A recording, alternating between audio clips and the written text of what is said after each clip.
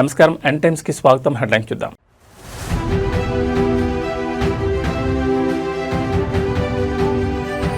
ప్రాణాలకు తెగించి ఘటనా స్థలాలకు వెళ్లాం. శాంతి భద్రతల పరిరక్షణే ఏకైక లక్ష్యమన్న ఏపీ సీఎం.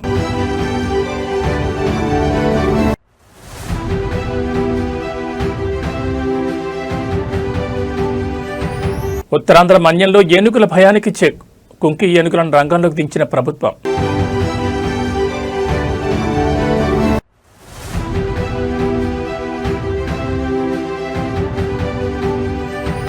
బర్త్డే వేడుకల కంటే విద్యార్థుల భవిష్యత్తే ముఖ్యం.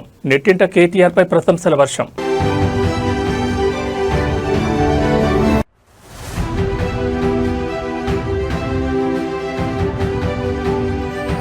కేసీఆర్ నాయకత్వంలోని ముందడుగు. మేడ్చల్ శ్రేణుల్లో కొత్త ఉత్సాహం. రాష్ట్రంలో శాంతి భద్రతల పరిరక్షణ మరియు పోలీసుల పనితీరుపై కీలక వ్యాఖ్యలు వెలువడ్డాయి. గతంలో నేరాలు దాడులు జరిగిన సమయంలో క్షేత్రస్థాయికి నేరుగా వెళ్లి పోలీసులతో కలిసి నిలబడిన తీరును ప్రస్తావించారు. చర్చలపై దాడులైనా నక్సలెట్ల విధ్వంసాలైనా ప్రాణాలకు తెగించి ఘటనా స్థలాలకు వెళ్లామని, శాంతి భద్రతలను కాపాడి ప్రజలకు పూర్తి భద్రత కల్పించడమే తమ ఏకైక లక్ష్యమని ముఖ్యమంత్రి చంద్రబాబు స్పష్టం చేశారు.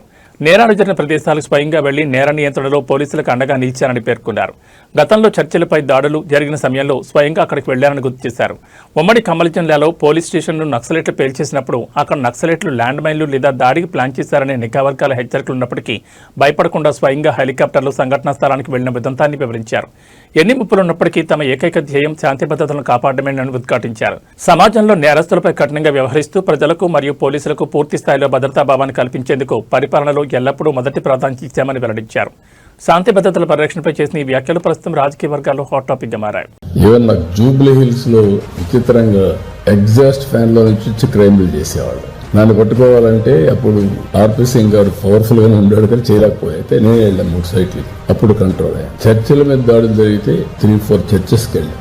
Even I remember Vikarabad, Tadepalligudem ఈ ప్లేస్ కంతా నేనే వెళ్ళాను. అప్పుడు కంట్రోల్ అయ్యాను. నేను నక్సలైట్స్ బ్లాస్ట్ చేస్తే ఖమ్మంలో పోలీస్ స్టేషన్ నేను హెలికాప్టర్ వేసుకొని వెళ్ళా. ఎస్పీ కూడా పోలా. అప్పుడు వద్దని చెప్పాను. ఎప్పుడైతే ఫస్ట్ ఎక్కడ నక్సలైట్స్ కానీ చేస్తే ట్రాప్ వేస్తారు కాబట్టి పోలీస్ ఆఫీసర్లు ఇమీడియట్ గా పోకూడదు. అది రూల్. బట్ ఎట్లా కంట్రోల్ చేయాలో కంట్రోల్ చేయాలి. I went by helicopter. మా వాళ్ళందరూ వచ్చి కార్యకర్తలు పోలీసులు వచ్చి సార్ ఇక్కడ కూడా ఉన్నారు మనలోనే, మీరు వెళ్ళిపోయింది పర్లేదు అని చెప్పి చూసుకోవాలి. ఎందుకంటే మొరల్ బిల్డప్ చేయడానికి. That is how I use to work. ఇప్పుడు నౌ టైమ్ హెస్ కమ్. దీన్ని law and order how to maintain. ఉత్తరాంధ్రలోని విజయనగరం మరియు పార్వతీపురం మన్యం జిల్లాలో పంట పొలాలను నాశనం చేస్తూ ప్రజలను భయాందోళనకు గురి చేస్తున్న అడవి ఏనుగుల గుంపును కట్టడి చేసేందుకు ప్రభుత్వం బిగ్ యాక్షన్ ప్లాన్ చేపట్టింది. ఇందులో భాగంగా చిత్తూరు జిల్లా పలమనేరు నుంచి మన్యానికి తరలిస్తున్న జయంత్, అభిమన్యు అనే 2 కుంకి ఏనుగులకు మంగళగిరి క్యాంపు కార్యాలయం వద్ద డిప్యూటీ సీఎం పవన్ కళ్యాణ్ ఘనస్వాగతం పలికారు. మంగళగిరి క్యాంపు కార్యాలయం చేరుకున్న కుంకి ఏనుగులు జయంత్, అభిమన్యులకు డిప్యూటీ సీఎం పవన్ కళ్యాణ్ స్వయంగా పూలమాలలు వేసి స్వాగతం పలికారు. అనంతరం వాటికి చెరుకుగళ్లను ఆహారంగా తినిపించారు. ఈ సందర్భంగా అటవీశాఖ అధికారులతో మాట్లాడిన పవన్ కళ్యాణ్ మన్యం ప్రాంతంలో అడవి ఏనుగుల వల్ల పంటలు నష్టపోతున్న రైతులను ఆదుకోవడంతో పాటు ఏనుగుల దాడులను అరికట్టడమే లక్ష్యంగా కుంకీలను రంగంలోకి దించుతున్నట్లు వెల్లడించారు. ఈ 2 కుంకి ఏనుగులను పార్వతీపురం మన్యం జిల్లాలోని గుచ్చిమి క్యాంపునకు తరలించనున్నారు. అక్కడి నుంచి అటవీశాఖ అధికారుల పర్యవేక్షణలో అడవి ఏనుగులు సంచరించే ప్రాంతాలకు తీసుకెళ్లి వాటిని సురక్షితంగా దారి మళ్లించేందుకు ఆపరేషన్ ప్రారంభించనున్నారు. కుంకి ఏనుగుల రాగతో మన్యం ప్రాంత రైతుల్లో కొత్త ఆశలు చిగురిస్తున్నాయి. డిప్యూటీ సీఎం పవన్ కళ్యాణ్ తీసుకున్న ఈ తక్షణ చర్యపై స్థానిక ప్రజలు హర్షం వ్యక్తం చేస్తున్నారు.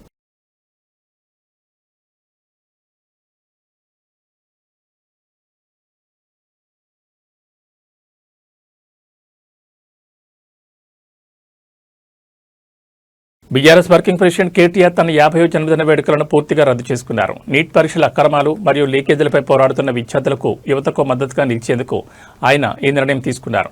హైదరాబాద్ ఇందిరా పార్క్ వేదికగా బీఆర్ఎస్ ఆధ్వర్యంలో నిర్వహిస్తున్న మహాధర్నాకు కేటీఆర్ స్వయంగా బయలుదేరి వెళ్లడం రాష్ట్ర రాజకీయాల్లో ఆసక్తిగా మారింది. నీట్ పేపర్ లీకేజీపై ఢిల్లీ యంతర్ మంతర్ వద్ద శాంతియుతంగా ఆందోళన చేస్తున్న విద్యార్థులపై జరిగిన పోలీస్ లాఠీచార్జ్ మరియు ఉక్కుపాదం మోపడాన్ని కేటీఆర్ తీవ్రంగా ఖండించారు. కేంద్రం బలప్రయోగం ద్వారా యువత గొంతు నొక్కలేదని స్పష్టం చేశారు. విద్యార్థులు న్యాయమైన పోరాటానికి సంఘీభావంగానే తన పుట్టినరోజు వేడుకలకు దూరంగా ఉండి ఇందిరా పార్క్ ధర్నాలో పాల్పంచుతున్నట్లు వెల్లడించారు. ఇందిరా పార్క్ వద్ద బీఆర్ఎస్ చేపట్టిన ఈ మహాధర్నాకు తెలంగాణ వ్యాప్తంగా వేలాది మంది విద్యార్థులు, యువకులు మరియు బీఆర్ఎస్ నాయకులు తరలివచ్చారు. నీట్ అక్రమాలపై సమగ్ర విచారణ జరిపించి విద్యార్థులకు భవిష్యత్తుకు భరోసా కల్పించాలని కేంద్ర విద్యాశాఖ బాధ్యత వహించాలని బీఆర్ఎస్ నాయకులు డిమాండ్ చేస్తున్నారు. జన్మదిన వేడుకల కంటే విద్యార్థుల భవిష్యత్తే ముఖ్యమని కేటీఆర్ తీసుకున్న ఈ నిర్ణయం ప్రస్తుతం సోషల్ మీడియాలో నెటిజన్లు మరియు విద్యార్థుల ఆదరణ పొందుతోంది.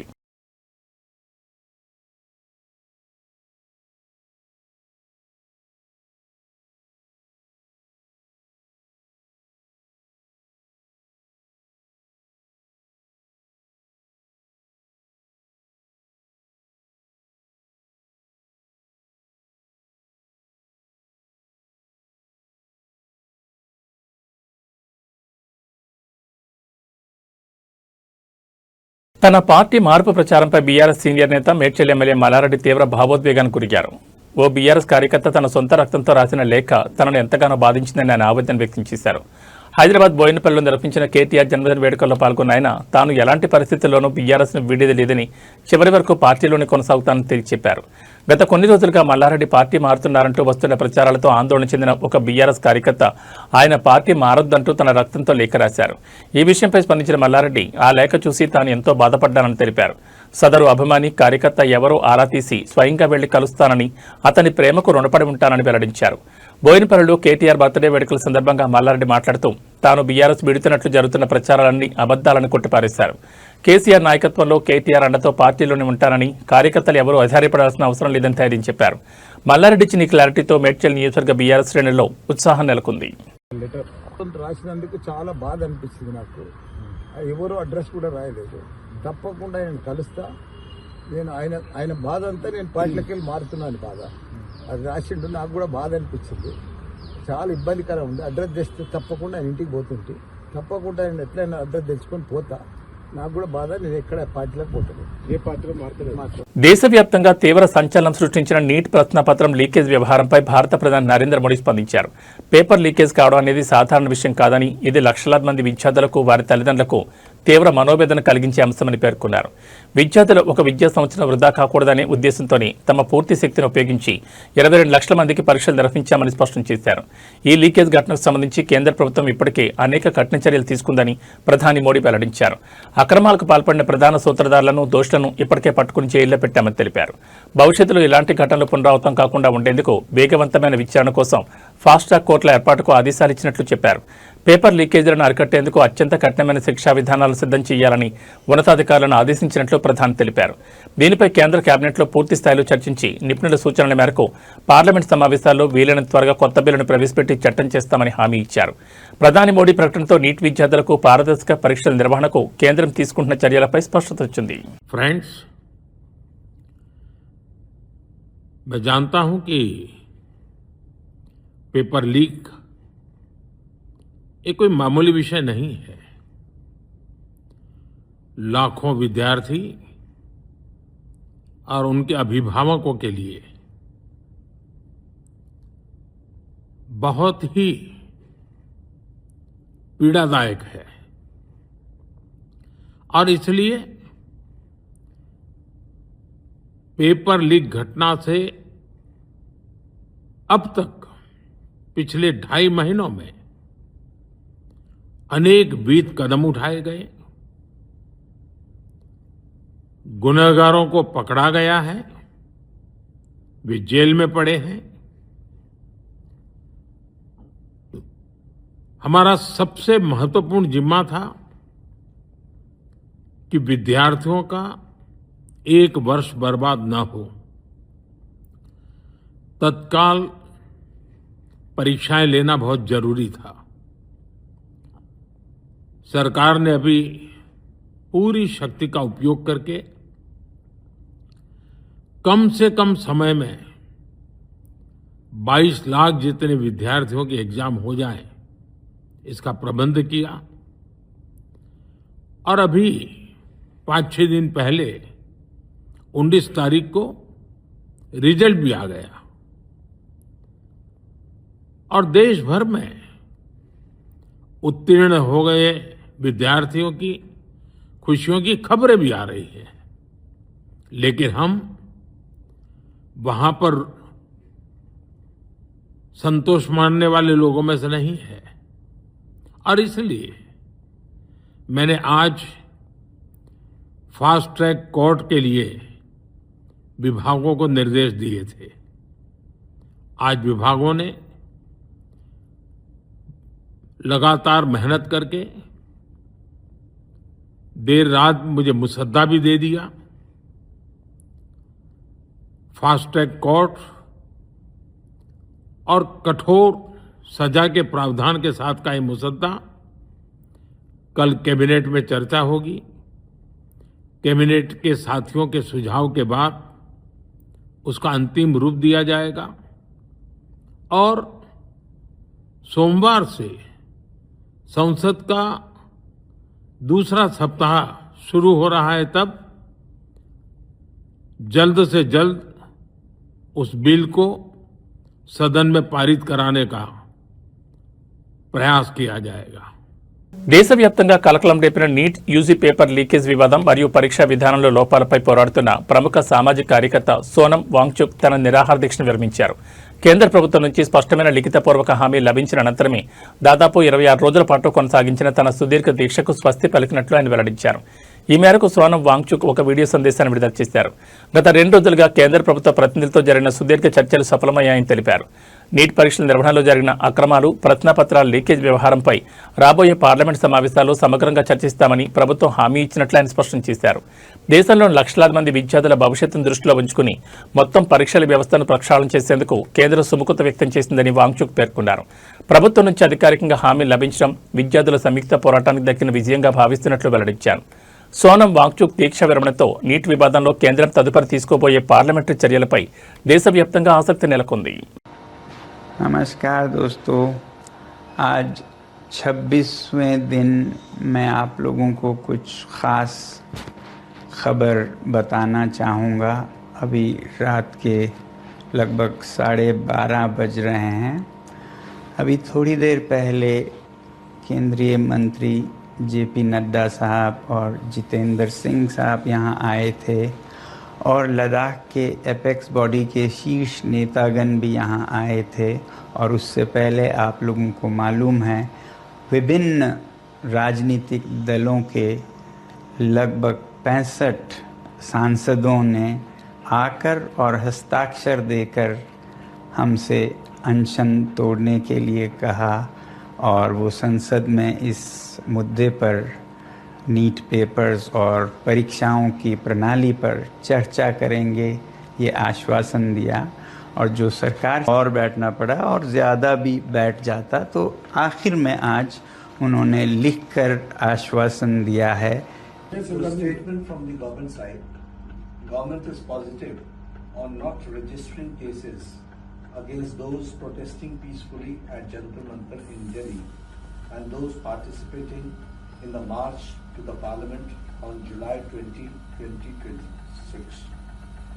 The government has already assured threadbare discussions to find solutions to paper leaks and educational reforms for exams in the parliament. Besides, the government is also positively considering suitable compensations for the suicide victims of recent NEET paper leaks. ये हमारे side से Thank you. I have my రాబోయే స్థానిక సంస్థల ఎన్నికలను YSR Congress party అత్యంత ప్రతిష్టాత్మకంగా తీసుకున్నది. క్షేత్రస్థాయిలో పార్టీని మరింత బలోపేతం చేయడంతో పాటు స్థానిక పోరులో ప్రతి స్థానంలోనూ వైఎస్ఆర్సీపీ పోటీ చేసి విజయం సాధించడమే లక్ష్యంగా వైఎస్ఆర్సీపీ అధినేత వైఎస్ జగన్మోహన్ రెడ్డి పార్టీ శ్రేణులకు పిలుపునిచ్చారు. కోనసీమ జిల్లాకు చెందిన ముఖ్య నాయకులతో సమీక్షా సమావేశం నిర్వహించిన జగన్ రాబోయే రోజుల్లో అనుసరించాల్సిన వ్యూహంపై దిశానిర్దేశం చేశారు. సమావేశంలో వైఎస్ జగన్ మాట్లాడుతూ ఆగస్టు 15వ తేదీ నుంచి గ్రామ స్థాయిలో పార్టీ సమావేశాలు నిరంతరం నిర్వహించాలని ఆదేశించారు. రాబోయే 4 నెలల పాటు పార్టీ కోఆర్డినేటర్లు నియోజకవర్గాలు, గ్రామాలు మరియు వార్డుల పరిధిలో విస్తృతంగా పర్యటించాలని స్పష్టం చేశారు. నాయకులు, కార్యకర్తలు నిరంతరం ప్రజల్లోనే ఉంటూ వారి సమస్యలను తెలుసుకోవాలని సూచించారు. గ్రామ మరియు వార్డు స్థాయిలో నిర్వహించే సమావేశాల్లో పార్టీ కమిటీల సభ్యులకు అధికారికంగా గుర్తింపు కార్డులను పంపిణీ చేయాలని ఆదేశించారు. స్థానిక ప్రజా సమస్యలపై వైఎస్ఆర్సీపీ క్షేత్రస్థాయి నుంచి గళం విప్పాలని, కూటమి ప్రభుత్వ వైఫల్యాలను నిలదీస్తూ ప్రజలకు అండగా నిలవాలని వైఎస్ జగన్ దిశానిర్దేశం చేశారు.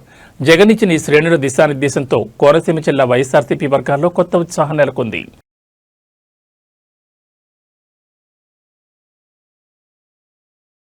హైదరాబాద్ నగరంలో ఇటీవల తీవ్ర కలకలం రేపిన చాదర్ఘాట్ ఆటో డ్రైవింగ్ ఘటనలో జువైనల్ జస్టిస్ బోర్డు కీలక తీర్పు వెల్లడించింది. ఆటో నడుపుతూ ఒక యువతిని ఒళ్ళో కూర్చోబెట్టుకుని ప్రమాదకర రీతిలో వాహనం నడిపిన మైనర్ బాలుడికి 4 రోజుల పాటు కమ్యూనిటీ సర్వీస్ శిక్ష విధిస్తూ ఆదేశాలు జారీ చేసింది. సోషల్ మీడియాలో వైరల్ అయిన వీడియో ఆధారంగా చర్యలు తీసుకున్న పోలీసులు అతన్ని బోర్డు ముందు ప్రవేశపెట్టారు. చాదర్ఘాట్ ప్రధాన రహదారిపై ఒక మైనర్ బాలుడు ఆటో నడుపుతూ తన ఒళ్ళో యువతిని కూర్చోబెట్టుకుని రీల్స్ చేస్తూ ప్రయాణించిన దృశ్యాలు సామాజిక మాధ్యమాల్లో వైరల్గా మారాయి. రోడ్డుపై వెళ్లే ఇతర వాహనదారుల ప్రాణాలను ముప్పులో పడేసేలా ప్రవర్తించిన ఈ వీడియో చూసి నెటిజన్లు తీవ్ర ఆగ్రహం వ్యక్తం చేశారు. స్పందించిన ఆధార్ కార్డ్ పోలీసులు సీసీటీవీలు సోషల్ మీడియా ఆధారంగా నిందితుడిని అదుపులోకి తీసుకున్నారు. విచారణ అనంతరం నిందితుడు మైనర్ అని తేలడంతో జువెనైల్ జస్టిస్ బోర్డు ముందు హాజరుపరిచారు.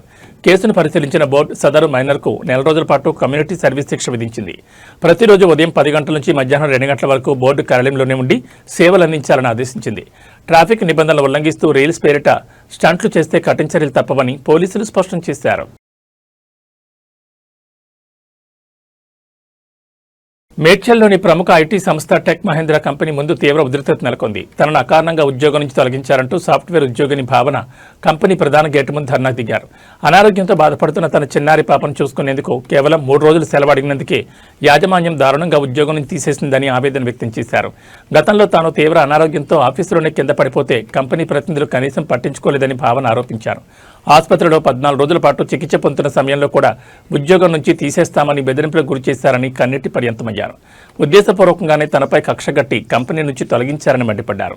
యాజమాన్యం వేధింపులపై బాధితురాలు భావన ఇప్పటికే స్థానిక పోలీస్ స్టేషన్లో ఫిర్యాదు చేశారు.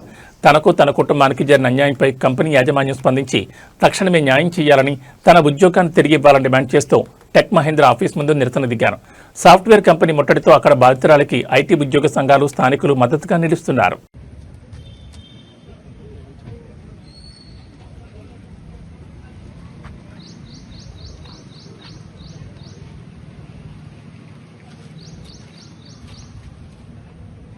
Four and a half months back tech మహీంద్రాలో జాయిన్ అయ్యాను. అందరిలాగే hundreds of people coming there. అందులోంచి ఇంటర్వ్యూ క్రాక్ చేసి నేను జాబ్లో జాయిన్ అయ్యాను. జాయిన్ అయిన తర్వాత జూన్ మంత్లో నాకు హెల్త్ నిజంగా బాగుండలేదు. ఫ్లోర్ మీదనే పడిపోయాను. వాళ్ళు ఇక్కడ నుంచి యూనివర్సిటీ లోపల ఉన్న చిన్న హాస్పిటల్ డామ్స్కి తీసుకెళ్లారు. అక్కడి నుంచి లేదు తన కండిషన్ బాగాలేదు, మీరు మల్లారెడ్డికి తీసుకెళ్ళండి అని చెప్పారు. అక్కడి నుంచి నేను మల్లారెడ్డి హాస్పిటల్కి డెఫినెట్గా వెళ్ళాను. వెళ్ళిన తర్వాత అక్కడ కూడా ఫెసిలిటీ సరిగ్గా లేవని మా హస్బెండ్ నన్ను ఇంటి దగ్గర ఉన్న జీనియా హాస్పిటల్కి షిఫ్ట్ చేశారు. సో అక్కడ వాళ్ళు చెప్పారు మీకు స్పాండిలైసిస్ అయి ఉండొచ్చు, బికాజ్ మీరు చాలా ఇయర్స్ నుంచి కార్పొరేట్స్లో వర్క్ చేస్తున్నారు కాబట్టి మీరు స్పాండిలైసిస్ ట్రీట్మెంట్ తీసుకోండి అని చెప్పారు.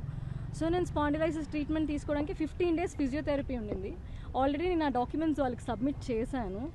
ఆ పాయింట్ ఆఫ్ టైంలో డాక్యుమెంట్స్ సబ్మిట్ చేసిన తర్వాత ఆ 14 days ఆఫ్ టైంలో థ్రెటనింగ్ ఈమెయిల్స్, మిమ్మల్ని మేము జాబ్లోంచి తీసేస్తున్నాం, మీరు రిపోర్ట్ చేయట్లేదు, discontinuation of your work, we are very sorry to let you know that your no more an employee, అలా మెయిల్స్ పెట్టడం స్టార్ట్ చేశారు. చాలాసార్లు కాల్స్ చేశారు. చేసినప్పుడల్లా మీరు ఎప్పుడొస్తున్నారు అని అడిగారు. కానీ మీకు ఎలా ఉంది, మీ హెల్త్కి ఏమైంది అని ఎవ్వరూ అడగలేదు. నా మీద వచ్చినప్పుడు కూడా I was able to take it అండి. నేను పర్లేదని వదిలేశాను. బట్ 2 steps ఫార్వర్డ్ వెళ్ళిన తర్వాత మధ్యలో కొన్ని రోజులు వాళ్ళంతలో వాళ్ళే క్యాబ్ స్కెడ్యూల్ చేయలేదు. I have a proof of it. So cab schedule చేయలేదు. ఫ్రైడే ఏం జరిగిందంటే మా పాపకి ఒంట్లో బాగాలేదని నేను కాల్ చేసి చెప్పాను. నేను క్యాబ్ ఏరియాలో అక్కడ దిగి ఇక్కడ నడుచుకుంటూ వచ్చేసరికి 3 calls వచ్చాయి. మా టీమ్ లీడర్ అన్నారు మీరు పైకి వచ్చేసేయండి, పైకి వచ్చి మీరు మాట్లాడండి, మీరు ఫస్ట్ లాగిన్ చేసేయండి అని చెప్పారు. లాగిన్ చేస్తే లేట్ అవుతుంది కదా సార్, నేను మళ్ళీ ఇంటికి వెళ్ళడానికి లేట్ అవుతుంది, నేను లాగిన్ చేయలేదు, నేను ఇంటికి వెళ్ళిపోతానని. ఆల్రెడీ డెసిషన్ కనుక మీరు తీసేసుకుంటే మీరు మమ్మల్ని ఎందుకు మేడం అడగడం అంటే, లేదు సార్ మీరు మా టీఎల్ మీకు చెప్పకుండా ఎలా ఉంటాను అని చాలా మర్యాదగానే నేను కాల్ డిస్కనెక్ట్ చేశాను. ఆ తర్వాత నెక్స్ట్ డే మార్నింగ్ కూడా నాకు కాల్ వచ్చింది. కాల్ వస్తే నేను డాక్యుమెంట్స్ పెట్టాను, నోటెడ్ అని పెట్టారు. పెట్టిన తర్వాత వాళ్ళు నాకు 22nd రోజు నేను నార్మల్గా లాగిన్ చేయడానికని వచ్చానండి. ఫ్రైడే రోజు నేను ఆఫీస్కి వెళ్ళలేదు. డాక్టర్కి కాల్ చేశాను, doctor Prashant Edwards, I proof of it. తను రేపు పొద్దున్న మార్నింగ్ 10 o'clockకి రమ్మన్నారు. సాటర్డే రోజు పాప నేను ప్రాపర్గా హాస్పిటల్కి తీసుకెళ్ళిన తర్వాత వాళ్ళు టెస్ట్స్ చేశారు. రిపోర్ట్స్ అన్నీ సండే కదండి, మండే వచ్చి తీసుకోండి అన్నారు. మండే మొత్తం ట్రీట్మెంట్ చేసిన తర్వాత కూడా, నేను డాక్యుమెంట్స్ పంపించిన తర్వాత కూడా they wrote me an email that నేను డాక్యుమెంటేషన్ పంపించలేదు, వాళ్ళకి ఎలాంటి కమ్యూనికేషన్ ఇవ్వలేదు కాబట్టి నన్ను సర్వీసెస్ నుంచి తీసేస్తున్నా అని మెయిల్ పెట్టారు. After multiple attempts, we have not any medical report, nor have reported back to office. Hence, we will have to unfortunately proceed with the separation under abandonment form అని ఒక mail పెట్టారు. నా దగ్గర proofs ఉన్నాయి that నేను I have sent it to them అని చెప్పి. ఒకటి నాకు మెయిల్ 21st రోజు మెయిల్ వచ్చింది, థ్రెటనింగ్ మెయిలే అది కూడా.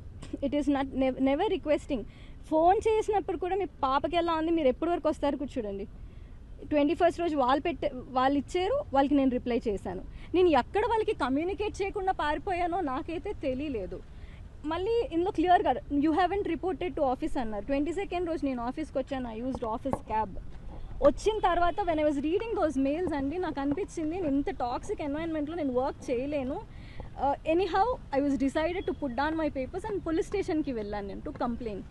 పోలీసులు ఏమంటారంటే మీరు లేబర్ లాకి వెళ్ళిపోండి, లేబర్ లా దగ్గర నుంచి సపోర్ట్ తీసుకోండి అని చెప్పారు. వాళ్ళు ఎఫ్ఐఆర్ చేయలేదు, పిటిషన్ తీసుకుని రిసిప్ట్ ఇచ్చారు. నిన్న డే మొత్తం పోలీస్ స్టేషన్లోనే ఉన్నాను. Evening I try to reach few people but ever respond సరిగా అవ్వలేదు. ఒకటి అయితే నిజం, this is a very toxic environment for especially for women to work. Tollywood young and glamorous beauty Bhagyashri Borse social మీడియాను తన లేటెస్ట్ లుక్స్ తో షేక్ చేస్తున్నారు. తాజాగా ఎయిర్పోర్ట్ లో అత్యంత ట్రెండీగా కనిపించిన ఈ ముద్దుగుమ్మ తన స్టైలిష్ స్వాగ్ మరియు ప్రెజెన్స్ తో అభిమానులను నెట్జన్లను విశేషంగా ఆకట్టుకుంటున్నారు. ప్రస్తుతం ఆమెకు సంబంధించిన గ్లామరస్ వీడియోలు సోషల్ మీడియాలో విపరీతంగా వైరల్ అవుతున్నాయి. బ్లాక్ కలర్ అవుట్ఫిట్ లో ఎయిర్పోర్ట్ కు చేరుకున్న భాగ్యశ్రీ బోర్సే తనదైన క్యూట్ ఎక్స్ప్రెషన్స్ మరియు స్మైల్ తో అందరి దృష్టిని ఆకర్షించారు. కెమెరా కంటికి చిక్కిన ఈ భామ స్టైలిష్ లుక్స్ కు నెటిజన్లు ఫిదా అవుతున్నారు. సోషల్ మీడియాలో ఈ వీడియోలు క్షణాల్లో వైరల్ అవడమే కాకుండా అభిమానుల నుంచి లైక్లు, కామెంట్లతో ట్రెండింగ్ లో నిలుస్తున్నాయి. ఇటీవల లెనిన్ చిత్రంతో మంచి సక్సెస్ అందుకున్న భాగ్యశ్రీకి ప్రస్తుతం టాలీవుడ్ లో ఆఫర్లు క్యూ కడుతున్నట్లు ఫిల్మ్ నగర్ టాక్. తన నటనతోనే కాకుండా గ్లామర్, ఫ్యాషన్ సెన్సేషన్ తోనూ మెప్పిస్తున్న ఈ బ్యూటీ రాబోయే రోజుల్లో పెద్ద ప్రాజెక్టులతో ప్రేక్షకుల ముందుకు రాబోతున్నట్లు సమాచారం. భాగ్యశ్రీ బోర్సే ట్రెండీ లుక్స్ ప్రస్తుతం డిజిటల్ ప్లాట్ఫామ్లపై జోరుగా ప్రచారం పొందుతున్నాయి.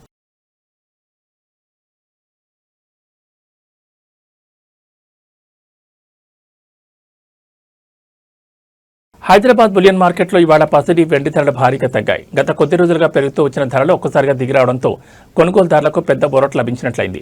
24 క్యారెట్ల స్వచ్ఛమైన బంగారం ధర తులానికి ₹1000 పైగా తగ్గగా వెండి ధర కూడా వేలల్లో పతనమైంది.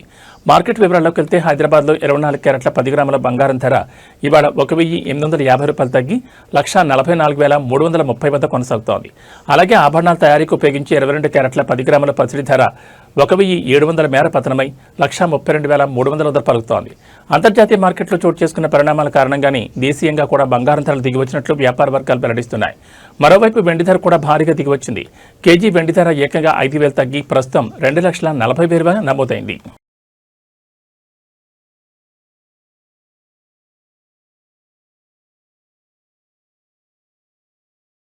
దేశీయ స్టాక్ మార్కెట్లు ఇవాళ భారీ నష్టాలతో ప్రారంభమయ్యాయి. అంతర్జాతీయ ప్రతికూల సంకేతాలు, భౌగోళిక, రాజకీయంగా నెలకొన్న తీవ్ర ఉద్రిక్తతల ప్రభావంతో సూచీలు ఒక్కసారిగా కుప్పకూలాయి.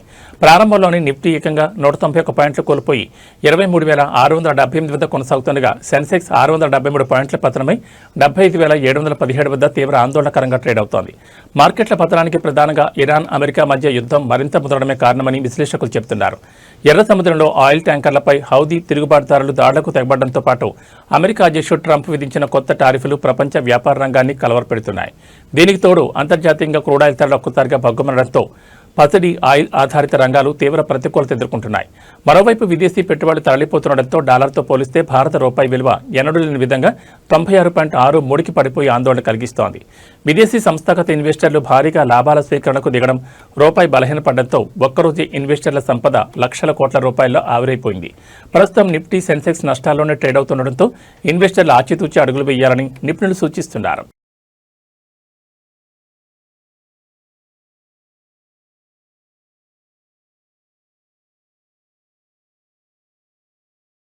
ఏబీ బులెటిన్ విశేషాలు. నమస్కారం.